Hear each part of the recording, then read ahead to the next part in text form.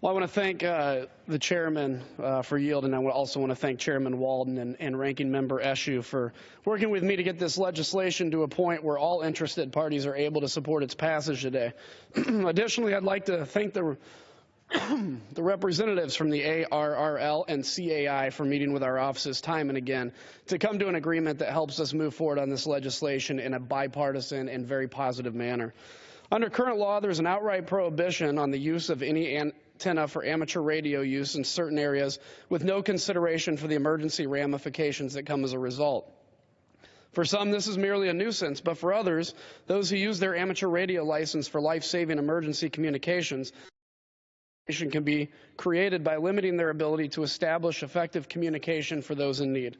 During times of emergency service, such as following a hurricane or tornado, amateur radio operators are able to use their skills and equipment to create a network of communications for first responders when other wired or wireless technologies are down, a vital and life-saving function.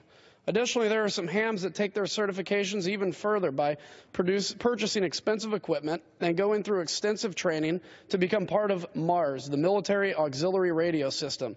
The purpose of MARS is to help our military patch through their communications to another domestic, one-to-one, domestically and abroad. And I've personally used this system as a pilot in the military. What is so important about this, what is so impressive about this group is what it takes to be part of this system. MARS members must have access to expensive high-frequency radio equipment, they must file monthly reports, and they participate in a minimum of 12 hours of radio activity each quarter, all on their own dime and all on their own time. This legislation that is brought before us today would change current regulations hampering the ability of amateur radio operators to effectively communicate in certain areas while respecting and maintaining the rights of local communities in those areas where hams reside.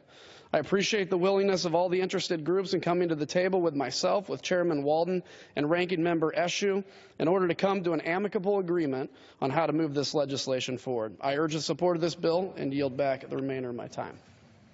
Gentleman yields back.